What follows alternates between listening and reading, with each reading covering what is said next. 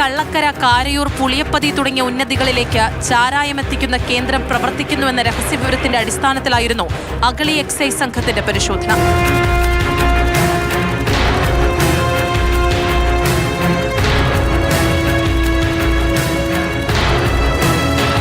Excise എത്തുന്നതിന് നിമിഷങ്ങൾക്ക് മുൻപ് വരെ കോട്ടത്തറ വീട്ടിക്കുണ്ടിൽ ചാരായം വാറ്റ് നടക്കുന്നുണ്ടായിരുന്നു. പിടിക്കപ്പെടാതിരിക്കാൻ വനപ്രദേശം കേന്ദ്രീകരിച്ചായിരുന്നു വാറ്റ് സംഘത്തിന്റെ പ്രവർത്തനം. പരിശോധനയ്ക്കായി ഉദ്യോഗസ്ഥരെത്തിയ വിവരം മനസ്സിലാക്കിയ പ്രതികൾ ഉൾക്കാട്ടിലേക്ക് കയറി രക്ഷപ്പെട്ടു.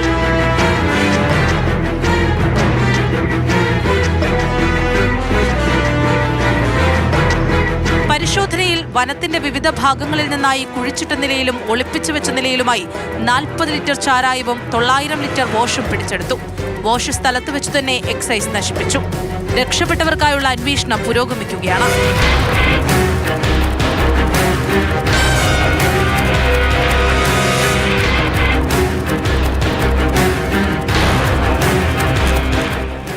മാതൃഭൂമി ന്യൂസ്, പാലക്കാട്.